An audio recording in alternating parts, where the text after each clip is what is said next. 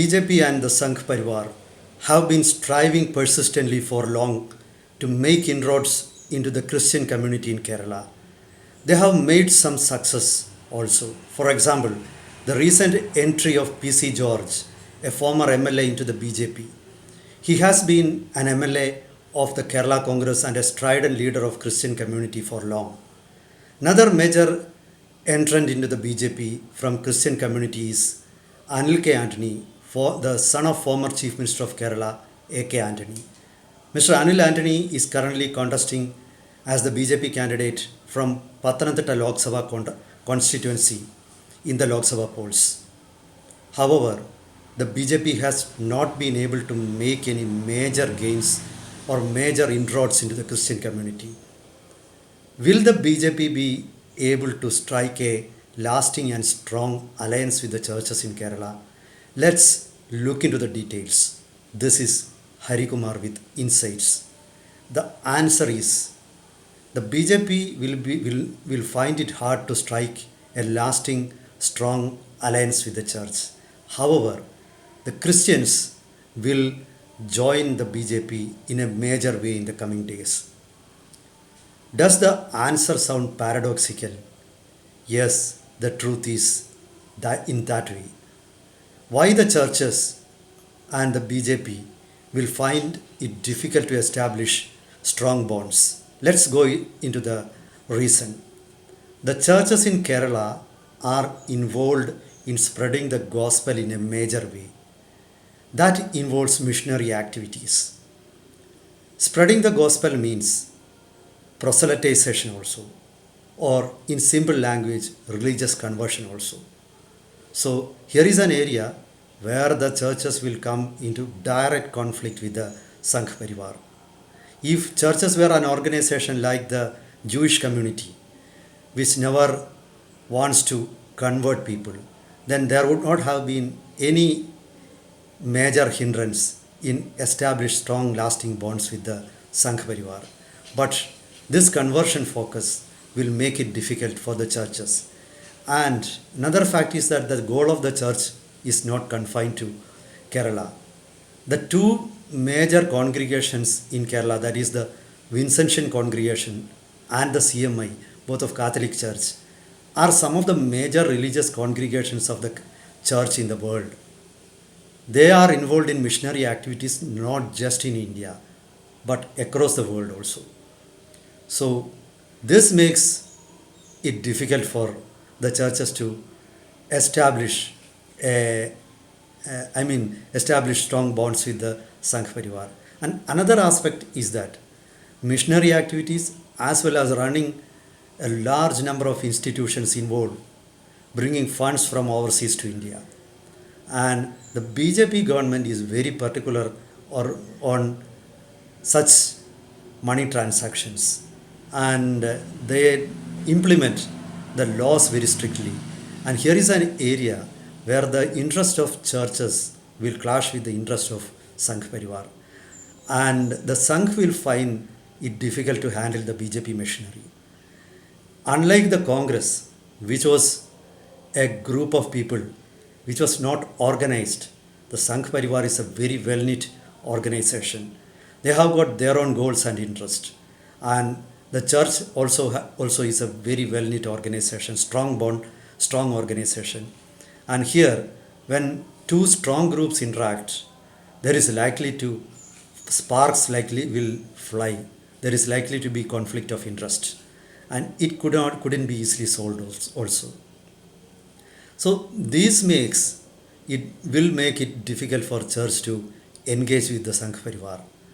And another aspect is that they will always remember, they will be nostalgic about the days of Congress when they could easily pressurize political leaders and get their demands approved by the central government as well as the state government. But since the realities have changed, the church will definitely engage with the Sangh Parivar, and there will be some sort of uneasy alliance. So that is regarding churches. Now, what about the laity, their relations with the BJP? For the laity, they will find it difficult to not to ally with the BJP in the present context. What is the reason? The reason is very simple. Christians and Muslims in Kerala are trading communities.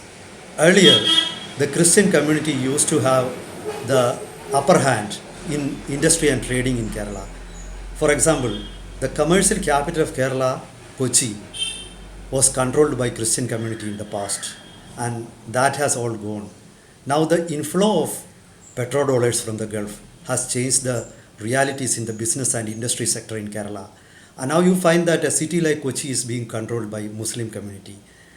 A businessman like M.A. Yusuf Ali owns all the biggest institutions in Kochi at present. He employs almost around more than 7,000 people. Even the Kochi International Airport, the major stakeholder is now M.A. Yusuf Ali. So his institutions include several five-star hotels, a huge mall, Lulu Mall, and then a convention center also. So in other parts of Kerala also, the influence or the upper hand of Christians has been lost. And even in the Christian dominated areas like Pala or parts of South and Central Kerala, the the businessmen belonging to Christian community are facing challenge in the business sector from Muslim community. So that creates some level of unrest there, and that gets often reflected in many areas also. So this will definitely attract them towards the BJP where they expect to get some political help. And another major factor is the changing demography of Kerala and its impact on the political power. Earlier, the Christians used to constitute around 20% of the population. I am referring to the period of 1950s and 60s. The Muslim population constituted around 70 to 18%. There was a slight upper hand demographically for Christians. Now, the Christian population in the state has come down to around 17%, and the Muslim population in the state has gone up to 27%. So, if a community is economically powerful and demographically also is growing and has an upper hand, then naturally political power will go to that community. It means that in the power sharing in Kerala, in the coming days, it will be between Hindus and Muslims and not between Hindus and Christians. So, in this context, the common man or the laity among Christians will have to ally with the BJP, and that is why they are aligning with the some of the leaders individually are aligning with the BJP in many places. In local body elections, one would find adjustments between Kerala Congress and the BJP in many places in South and Central Kerala. These are all examples of the emerging political situation. I am not saying about communalism. I am saying from an academic interest or an academic point of view. So it means that in the past, though the Muslim community constituted a major share of the Kerala population, you would never find a chief minister from Muslim community in Kerala in the past.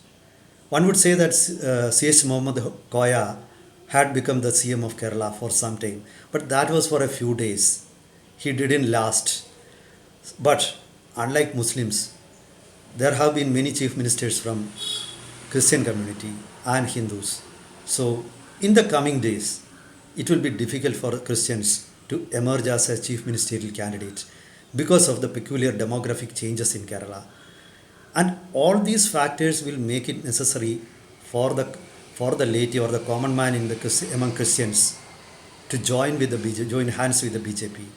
Earlier, the Christian community used to join hands with the Nair community, since a major group of Nair or major numbers of Nairs are in the BJP. Now the Christians will find it very easy to align with their former friends, and so that makes it very clear that the Christians will align with the BJP in the coming days. But it will be an uneasy alliance for the church. So their interests and the interests of BJP will come into conflict in many areas. So especially issues like conversion will be a thorn in the flesh.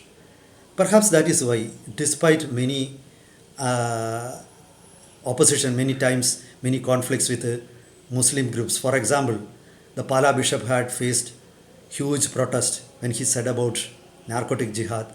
Even when some of the bishops said about love jihad, there were huge protests. But despite all those protests, the church remained silent because they know very well that their larger interests lie in other areas like missionary activities or bringing funds from foreign countries.